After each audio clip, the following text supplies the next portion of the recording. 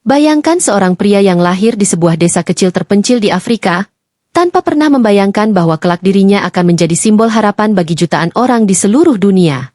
Dialah Nelson Mandela, sosok yang berani berdiri tegak melawan salah satu sistem diskriminasi paling kejam yang pernah ada, apartheid di Afrika Selatan. Dari seorang anak desa yang sederhana, ia tumbuh menjadi seorang pengacara, aktivis, tahanan politik, hingga akhirnya presiden kulit hitam pertama di negerinya. Namun perjalanan panjang itu bukanlah jalan yang lurus dan mudah. Mandela harus melewati 27 tahun hidup di balik jeruji besi, menghadapi kerja paksa, kesepian, bahkan ancaman nyawa. Meski begitu, semangatnya tak pernah padam, justru semakin menyala. Ia tidak hanya berjuang untuk bangsanya, tetapi juga untuk kemanusiaan. Kisah hidup Mandela bukan sekadar cerita tentang seorang pemimpin, melainkan tentang keberanian melawan ketidakadilan, kesabaran menghadapi penderitaan, serta kebesaran hati untuk memilih rekonsiliasi daripada balas dendam.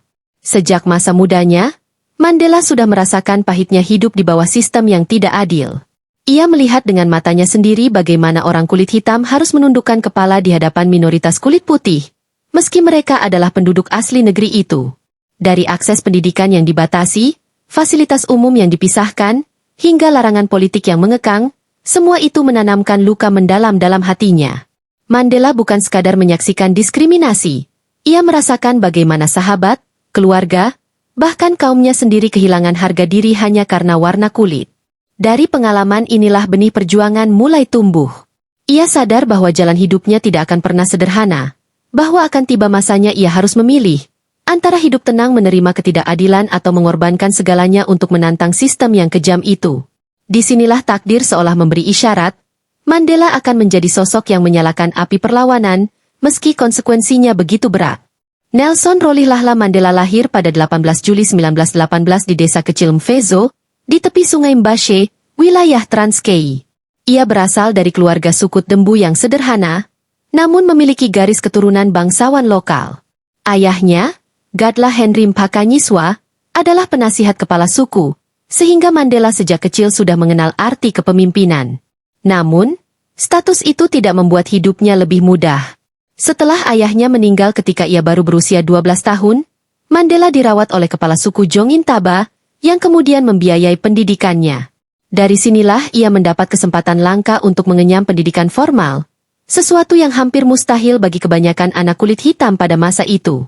Mandela bersekolah di Clarkebury, lalu melanjutkan ke Fort Hare University, universitas khusus untuk orang kulit hitam. Di bangku kuliah, wawasannya semakin terbuka. Ia membaca karya-karya besar tentang hukum, politik, dan keadilan. Ia menyaksikan bagaimana sistem kolonial menindas bangsanya, dan dari ruang kelas hingga diskusi mahasiswa, lahirlah kesadaran bahwa pendidikan bukan hanya untuk mencari pekerjaan, melainkan senjata untuk memperjuangkan martabat manusia. Keputusan untuk menjadi pengacara dan aktivis lahir dari tekadnya melawan ketidakadilan yang sudah mengakar di tanah kelahirannya. Tahun 1948 menjadi titik balik kelam bagi Afrika Selatan. Partai Nasional, yang didominasi oleh kulit putih keturunan Belanda, Afrikaner, resmi memberlakukan sistem apartheid. Segala aspek kehidupan dipisahkan. Sekolah, rumah sakit, transportasi, bahkan taman dan pantai memiliki aturan, khusus kulit putih, dan khusus kulit hitam. Mandela, yang saat itu bekerja sebagai pengacara di Johannesburg, semakin sering melihat kliennya, orang-orang kulit hitam miskin, dipenjara hanya karena melanggar aturan sepele, seperti masuk ke area khusus kulit putih atau tidak membawa dokumen identitas wajib. Hatinya memberontak, karena hukum yang seharusnya melindungi justru dipakai untuk menindas. Bersama African National Congress, ANC, ia mulai mengorganisir protes, pemogokan, dan kampanye menentang apartheid. Awalnya, Mandela yakin bahwa perjuangan damai dengan hukum dan diplomasi adalah jalan terbaik. Namun, semakin banyak aksi damai yang dibalas dengan kekerasan aparat, semakin ia sadar bahwa perjuangan ini akan menuntut pengorbanan yang jauh lebih besar daripada yang pernah ia bayangkan. Pada awal 1960-an, titik kesabaran rakyat Afrika Selatan benar-benar diuji. Puncaknya terjadi pada tragedi Sharpeville Massacre tahun 1960, ketika polisi menembaki demonstran damai yang menolak aturan wajib membawa pas identitas, menewaskan lebih dari 60 orang dan melukai ratusan lainnya.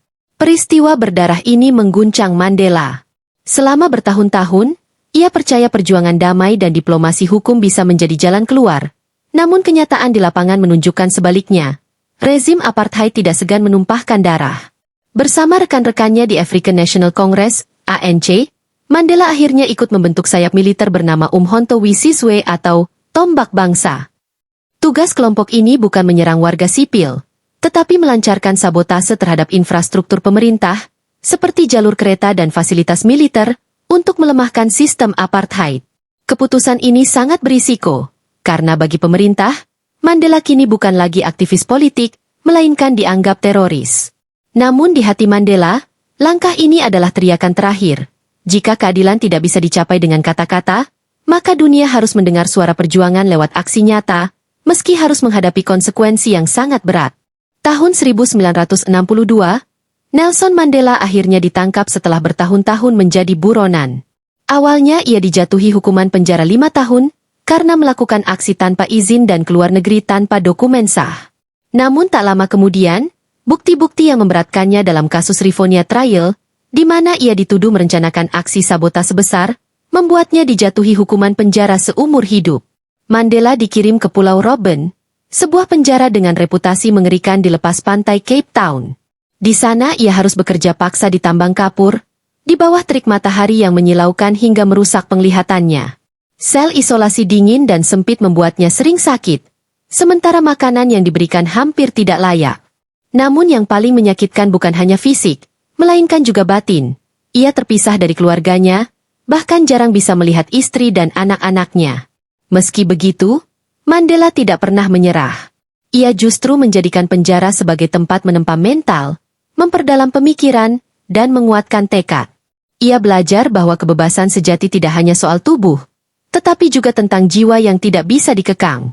Dari balik jeruji besi, Mandela justru tumbuh menjadi simbol perlawanan yang jauh lebih besar daripada sebelumnya. Meski terkurung di balik jeruji besi, nama Nelson Mandela justru semakin menggema di seluruh dunia. Puluhan tahun hidup dalam sel sempit di Pulau Robben tidak membuatnya dilupakan. Sebaliknya, Mandela berubah menjadi simbol perlawanan global terhadap ketidakadilan. Gerakan internasional, Free Mandela, lahir, dengan poster, lagu, hingga demonstrasi besar-besaran di berbagai negara, dari London, New York, hingga Lagos. Tekanan diplomatik terhadap pemerintah apartheid kian membesar. Banyak negara menjatuhkan sanksi ekonomi, memutus hubungan dagang, bahkan menolak kerjasama internasional dengan Afrika Selatan. Mandela menjadi wajah harapan jutaan rakyat kulit hitam yang tercekik oleh apartheid, sekaligus inspirasi bagi gerakan hak asasi manusia di seluruh dunia. Yang luar biasa, meski disanjung bak pahlawan, Mandela tetap rendah hati. Ia menulis surat-surat penuh harapan dari dalam penjara, mengingatkan bahwa perjuangan bukan soal dirinya seorang, melainkan soal keadilan bagi semua manusia. Dari balik jeruji besi, ia membuktikan bahwa tubuh bisa dikekang, tetapi semangat dan ide tidak pernah bisa dipenjara. Tanggal 11 Februari 1990 tercatat sebagai salah satu momen paling bersejarah di abad ke-20. Setelah 27 tahun mendekam dalam penjara, Nelson Mandela akhirnya dibebaskan. Dunia menyaksikan langkahnya yang tenang namun penuh wibawa saat ia keluar dari gerbang penjara, menggandeng tangan istrinya, Winnie. Rakyat bersorak, air mata tumpah, dan teriakan kebebasan menggema di seluruh Afrika Selatan. Namun kebebasan itu bukan akhir perjuangan, melainkan awal babak baru yang jauh lebih sulit, menyatukan bangsa yang sudah lama terpecah. Mandela tidak memilih jalan balas dendam, meski ia punya alasan kuat untuk melakukannya. Sebaliknya, ia memilih duduk bernegosiasi dengan Presiden F.W. de Klerk, pemimpin kulit putih yang akhirnya menyadari bahwa apartheid tidak bisa bertahan selamanya. Dalam perundingan yang melelahkan, keduanya membicarakan transisi menuju demokrasi, pemilu bebas, dan penghapusan hukum-hukum rasis. Mandela menunjukkan kebesaran hatinya. Ia mengedepankan rekonsiliasi dan perdamaian, bukan pertumpahan darah. Keputusannya membuat dunia kagum, karena jarang ada pemimpin yang setelah sekian lama disiksa, justru memilih jalan pengampunan demi masa depan bangsanya. Tahun 1994 menjadi puncak dari perjalanan panjang yang penuh luka dan pengorbanan. Untuk pertama kalinya dalam sejarah Afrika Selatan, diadakan pemilihan umum bebas dan setara bagi semua ras. Jutaan rakyat, baik kulit hitam maupun kulit putih, berbondong-bondong datang ke tempat pemungutan suara. Suasana penuh haru menyelimuti negeri itu. Orang-orang tua yang sepanjang hidupnya tidak pernah punya hak memilih kini bisa mencoblos untuk pertama kalinya. Ketika hasil pemilu diumumkan, Nelson Mandela terpilih sebagai presiden kulit hitam pertama Afrika Selatan, sebuah kemenangan yang tidak hanya milik dirinya atau partainya, tetapi milik seluruh bangsa yang telah lama terbelenggu apartheid. Upacara pelantikannya dihadiri oleh tokoh-tokoh dunia, disaksikan dengan rasa haru dan kagum. Yang paling menyentuh, Mandela tidak berbicara tentang balas dendam, melainkan tentang rekonsiliasi, persatuan, dan masa depan bersama.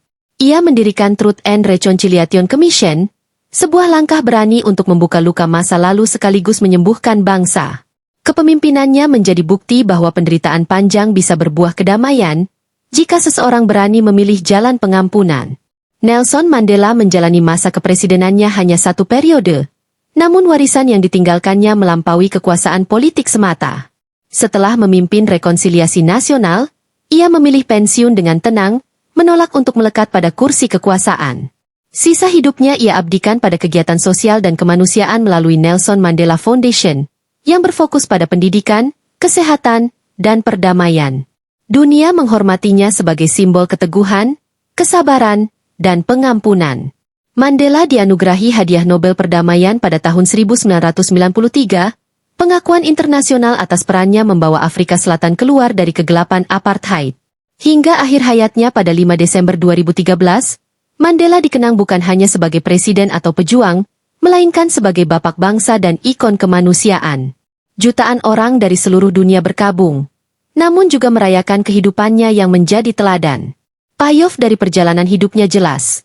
Mandela membuktikan bahwa keberanian untuk memaafkan jauh lebih kuat daripada dendam, dan bahwa seorang manusia, dengan keteguhan hati, bisa mengubah sejarah dunia.